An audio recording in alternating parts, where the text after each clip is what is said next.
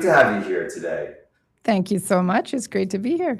So, you have an incredibly interesting story. You came from interesting origins and decided to go to the Air Force. Give us the backstory there. How did that happen? Was it scary? Was it interesting? Did anybody tell you to do it, or was it all on your own? Thank goodness my folks are no longer on the planet, or they wouldn't be able to listen to this one. I grew up in central Pennsylvania in a very small, heavily dominated Amish Mennonite community, which I'm sure other people have already heard this story. But I saw, I had a lot of cousins and a brother all older than me, and they went to college or, went into family businesses, but they always had the college debt and no job. So I thought, that's not going to be me. So as a junior in high school, I went into the recruiter's office. And of course, you have to test. So I tested fairly high in math, which I had Nice. great math teachers. And so I signed up for the military, and the guy says, well, you're not 18 and you haven't graduated high school. We need your parents' approval. So I said, well, let me drag you home. So I took him home. My parents were super pissed, and they did sign. And a year later, I turned 18 and graduated high school within 2 weeks, and I was gone. And at 18, honestly, just fresh 18, you don't know what to be afraid of. It's just an adventure, and so it was probably one of the best decisions in my life, actually. But it was probably a little rocky in the beginning. Yes. What was that? Was there any moment where you're like, "Oh my God, why did I do this? Like, this is awful. Did I make a mistake, or was it pretty much smooth sailing?" And I have a feeling it's the prior. Coming from my own experience, I got to tell you, although I didn't have a choice in the I matter. see, I see. Well, I wouldn't call it smooth sailing, but for me, I was in better shape going in than I was in basic training because that really wasn't that strenuous. But I did see a lot of people struggle there, and I was in awe of that. It was all the things: first flight, first time away from home, all the things. But it was just so exciting and such an adventure. I didn't really have time to pause and wonder what was going on. And then I thought to myself, well, it's 6 weeks, right? Like I can put up with a lot of things for 6 weeks, and historically, thousands and thousands of people live through this, so I'll live through it. It'll be fine. That was my mentality. I love that usage kind of perspective, limited time, this shall pass kind of philosophy. That's brilliant. That's quite impressive for a 18, 19-year old. I gotta say, I absolutely love that. And let me ask you this: in retrospect, it's a period that was a period of growth and learning. Keep me honest here. What do you look back and say to other people? What are the lessons that you've learned that you like to spread that actually came from your time in the Air Force? I think everybody, including you, right, that the bonds that you build there Yes. are the most unique ever. And I would say that, fast forward all these years, is that what I learned, the discipline stays with you for life, right? Yes. So if you want to get up at 5 every day and play racquetball, you do it without any hesitation. But I think also what it did for me was it gave me that camaraderie that became honestly my management style.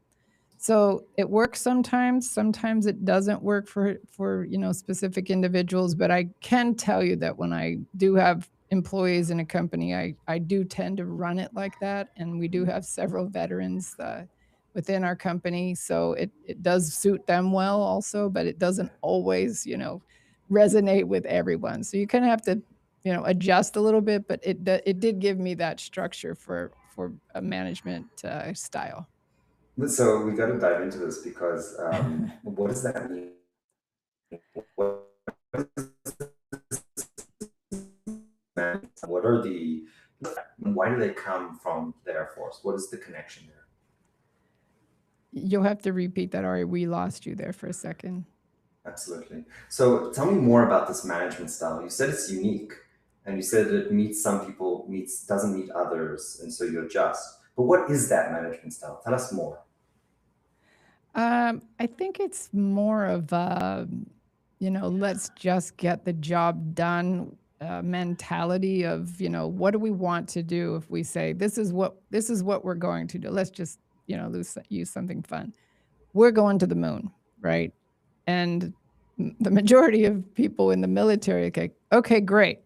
You know, this is what we're going to do. Like, this is the first step, or this is where I'm going to help, or whatever. And it's just to get that job done, right? Where sometimes people need a lot of structure. Like, oh, well, how are we going to do that? Yeah. We'll get to how, but I need you to get on board that we're doing it first, right? So sometimes the how people will slow it down, or they don't want to run as fast as we run, kind of thing. So there is a balance. I've learned that, my way is not always the most effective. There is a balance there of, trying to get people to get on board and give them structure and goals and definitions, as opposed to like, look, get on the train or get off, that kind of mentality. Is this something that you think is almost a personality type? Is it something that you look for while hiring? I think there is people, within the hiring, if that's what, we look at who comes into our group well, is that you certainly need a mix, right? It can't all be, gung-ho kind of environments. Yeah, the rah-rahs. But there has to be the ability to make a decision, the ability to look forward, and also, honestly, I think the most interesting characteristic that you have to have is you have to be curious, right? Like, if you just want to do the job and check the box off on a piece of paper and not understand why that part did that, or why that, we were talking earlier about radars, why is that doing that? If you don't have the curiosity behind it, you probably aren't in the right spot in the company. Yeah. Is curiosity that something that you either have or don't have, or is that something that can be taught? And when you think about, your family, your employees, is that something you try to teach? I think you have to find out what motivates that particular employee that makes them curious, right? I'm not going to be curious about that's really everything, interesting. Right? So you're saying there is a way to help people get there through motivation. Explain, if you can, tell a story or give an example of no name, if you want, of how that happened, how that worked. That would be so wonderful. I'll probably give you the most interesting one, and maybe without knowing the characters, it won't be quite as interesting. But so when I bought the company, there was a couple employees that came with it, a couple. And as we grew it, it turned quickly, and we had, we doubled and tripled the amount of employees rather quickly. But there was a residual employee that just wasn't getting on board, and I didn't think he would stay, actually, but he had just great skill, just wasn't applying himself. And for a long time, a couple years, I couldn't figure out what motivated this guy. And after I figured it out and I turned that trigger on, it happened to be, he was very family driven and just a fabulous father, right? And still is to this day. And once I realized that, I was trying to figure out, okay, how do I motivate him that does this? So there was an award he didn't want to travel. That's a hard one. I know it is. Yeah. And he was a bit hard-headed, and I'm hard-headed, so it was a bit of a, banging. So he had done so well that the company won an award on his efforts and behalf, and he didn't want to go get it. And I thought, okay, I'm not going to force him to go get it, but what I am going to do is take the money that I would have spent for him to go get this award, and I gave it to him to take his family to a ball game. Oh, brilliant! And that was the turning point. Brilliant. Immediately, right? So immediately, how did you figure out the kind of what was that thing that he deeply cared about? Well, and because it took a while, right? So there was a process there. What was your kind of steps and learnings in that process? I think incentive design is probably one of the most fascinating things. So it's incredibly important, I would say. And I think, keep me honest here if you disagree, I think that money is almost never the right answer. Sure, people need to be absolutely compensated fairly, absolutely, but throwing more money at a problem doesn't always solve it. Oh no, I totally agree with you. Yes, the money at some point is not the motivator, for sure. You got to be able to live well, pay your bills, all these things, and feel like you're worth, you're getting paid for your worth. Right. But it's more than that, right? It is that the company's invested in you personally. Yes. Right? Like we we try to find what motivates people, so that we understand, what drives what gets them out of bed to get to work every day. That's really what you find. Mhm. Brilliant. I love that. I think it's an art that you don't always see. Definitely not with the big corporations. Sometimes I wonder how some people in these massive corporations ever became managers, because they really don't care of their people. So Marty, I just want to take a moment here to say I appreciate you, because good leaders and good bosses are kind of hard to find, unfortunately, in today's day and age. So I think that's wonderful. It's delightful. I want Well, to. thank you. I think it's easier when you're small, right? We're not Intel or some large corporation. It's true, and yet I appreciate your humble response, but I've also seen small organizations that kind of mess it up totally. So radars, or really electronic warfare, is an incredibly interesting topic.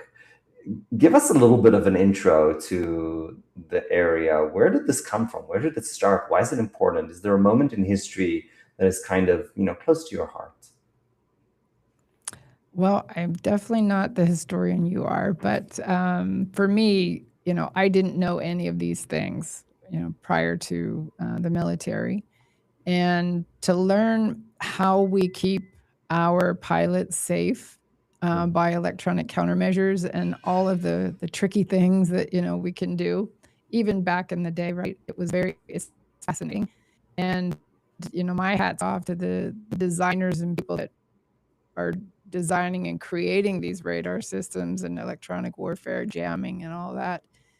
Even like the terrain following radar, right? It's super exciting if you ever see it, if you watch a movie, Mission Impossible or whatever, when they're literally just following the terrain at 200 feet. It's really fascinating, because if you think about it, the science behind that is that there's a sound wave going out and coming back at this, incredible speed, so that it always knows where the land is and where you are, right? So it constantly is adjusting you to stay at 200 feet above the surface. So it's the same thing on, jamming radars, is that first thing we do is, we check out chaff and try to scatter it and all these things. Sorry, for the audience, chaff, question mark. Like pieces of aluminum foil, let's say, to scatter, a signature, like get noise in there, if you will. But I just, the technology now, today, all these years later, is so much more advanced. And obviously, we have a lot of unmanned vehicles now and things like that. So it's just the sensors, just the sensor business to allow some of these radars and functionalities in aviation to exist and perform. There's never been a more exciting time. And you said to keep our pilots safe. So what's without this technology, what is the worst case scenario? What's the function that it actually provides? Because not all of us are kind of, knowledgeable about military tactics and defense. Oh, okay. So if let's say we have a fighter jet, flying along in friendly or unfriendly territory, whatever it might look like, there's ground radars that are tracking them, or trying to track them. But let's say they lock on, and there's a surface-to-air missile gets launched to them, then jamming radars are what, plus maneuverability, but jamming radars are the electronic version of how we evade the surface-to-air missile, basically. And the jamming, what does that mean? Are we jamming the missile or something else? Yeah, we're jamming the missile. So it's basically the missile's ability to track the craft, basically. Correct. Yes. Appreciate that. So this is quite a topic. Obviously you got into it through the Air Force, but did you fall in love with it at some stage? Was it the math? Was it the physics? Was it the inventiveness? What was the moment where you're like, yeah, I'm going to make a career out of this? Does one ever plan the career? I'm not sure. I appreciate that comment. For sure, it sparked, my mental interest from, how my brain works. Right. And I had great parents. They were very hands-on people too. My dad was very mechanical, so it just fired all of the things on how my brain works. So you talk about employees. So sometimes when we have an interview, I say to the candidate, "All right, if your lawnmower breaks, what do you do?" Now, the guy that says, "Oh, I put it in the trunk and I take it over to this repair shop," I'm like, "Get out." And the guy that says, "Oh, well, I check, make sure gas, oil, I pull the plug, see if there's a spark, and I, pull the thing." Okay, you're hired, right? So it's that kind of mentality of the basic things in life, right? Fix your lawnmower. But I think that it has certainly, the technology. If you Even if we don't look at the military, right? Just look at technology in the last 20 years since, cell phones, internet. Now we're coming into the AI age.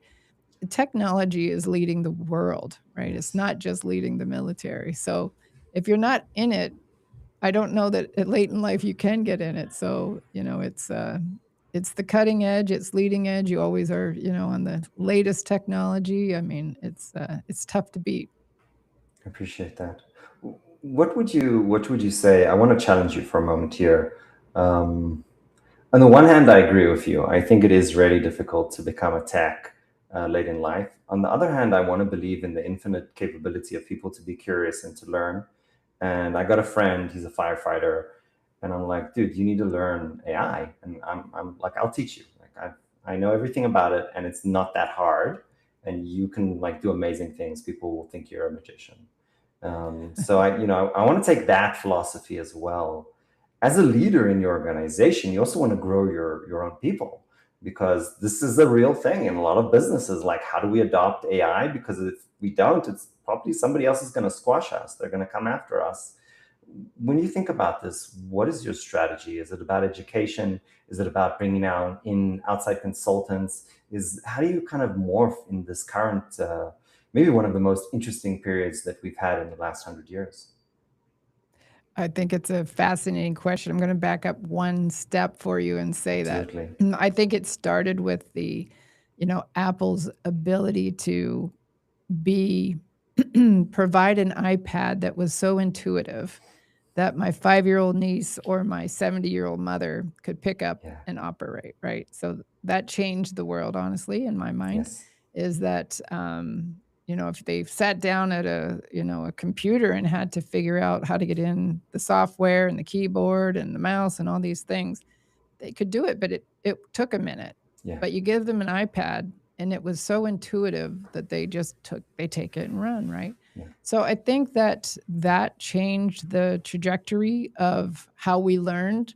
And I think that AI just is a very far extension of that, is that now, the learning curve is almost immediate. But I think we have to figure out, like everybody's talking, what are we going to do with this Right. AI? And you're asking about what we're doing as a company. I can assure you that we're doing all the things you said. We brought in consultants. We've powwowed together. Yeah. We use it. I think, our marketing team has done an amazing job using it, but we want, more use of it in our financial platforms, on our ability to price. We have historical data for 10 years. We want to know, where the trend is, where do we win, where do we lose on this part number, all of these things. And we're attacking it on all fronts for sure.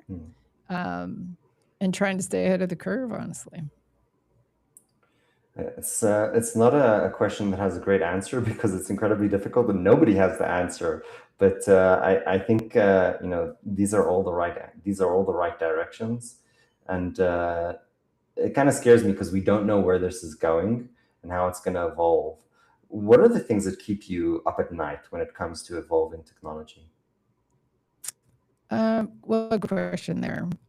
First off, I'm the biggest non-social media person in the company Thank or in you. my world, honestly. So, I'm hoping that AI does not, proliferate the AI, falsification of, what 16-year-old girls should look like, and all these things that affect my personal Yeah. life, my nieces and things. So it scares me that the dissent and division of humanity basically is going to proliferate because we're now going to be Yeah. fed information that was not generated by the human heart or even the human mind. Yeah.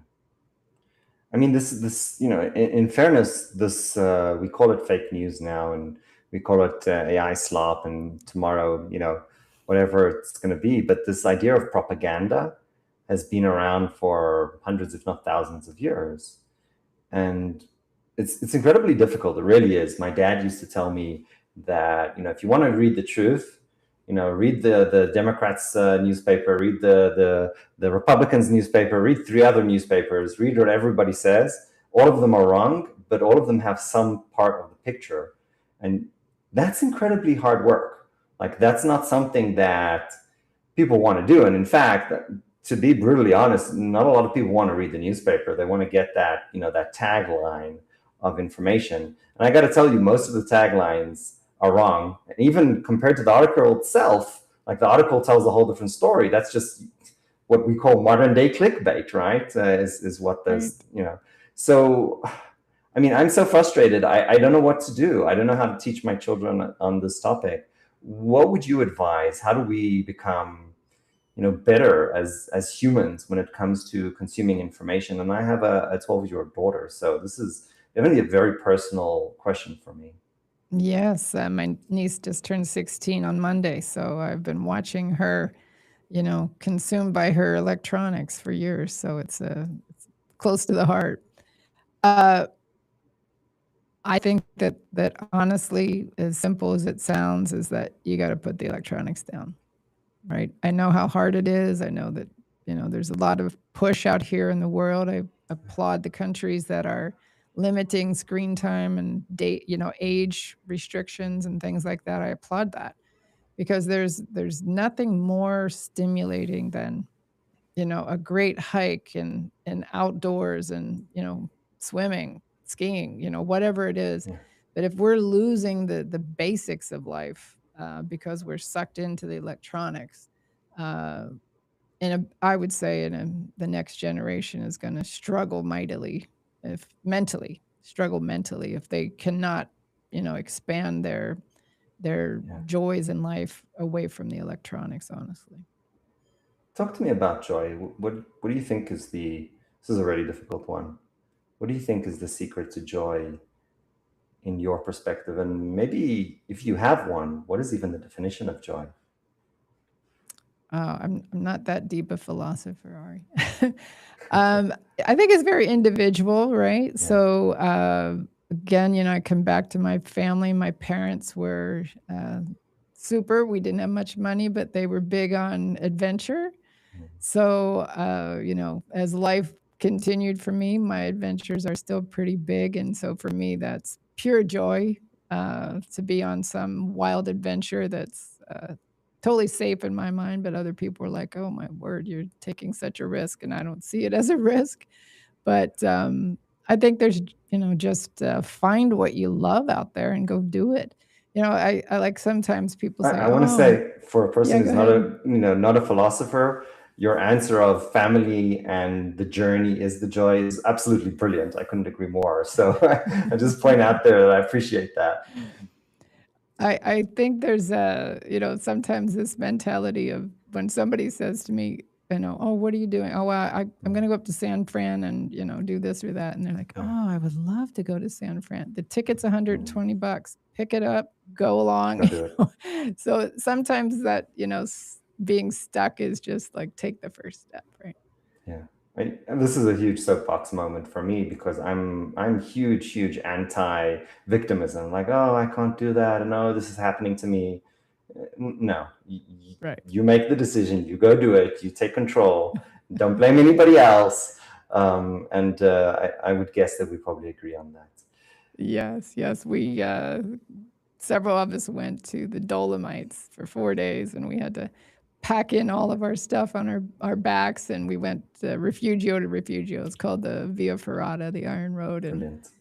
after the first day, we're like, wow, maybe we're in over our heads, right? So we get up every single day of that trip. We're like, can we do it again? And we're like, we have to, because the only way out's a helicopter, right? So Right. I think you got to find your own adventure that, makes you feel like you're alive. Yeah.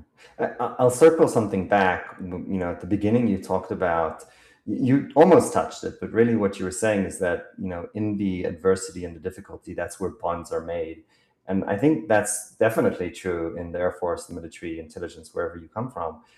But in a way, that's also true in your story, right? People come together over shared experiences and shared challenges, and maybe even more so than shared joy and happiness and partying is what I would argue. I think that partying together certainly, has its place, but only after a great day of hiking. You have to bond some I other love, I way. love that. I love that. Marty, this has been such a joy. I appreciate you. There's one really hard question. It's the only question that is scripted. It's the only one that we ask every single guest. And it's a difficult one because it's intensely personal. If you had to go back to the most difficult moment of your life and give yourself some advice that, if it was 20 years ago or 2 years ago, what advice would you give yourself? Mm. I can tell you the most difficult point in my life was losing somebody instantly, you're madly in love with. Um, it's to reach out for help. So, I'm very much a doer in everything, right? So sometimes I just do it myself, but there's always somebody they want to help, right? They Yes. want to help you. They, in the simplest of things, hold the door, carry your groceries, anything.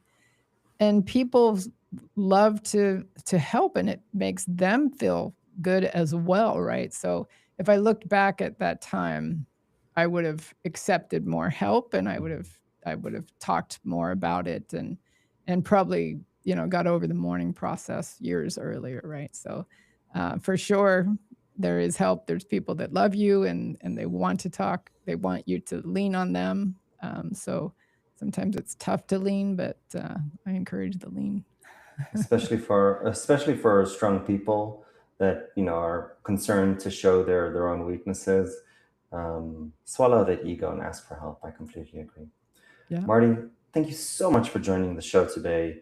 This was brilliant. I appreciate you. And you know what? I'm going to give you a very rare thing. I'm going to ask for you to come back. Oh, awesome. Thank you. It's been great talking to you, and I would love to dive in a little bit on your history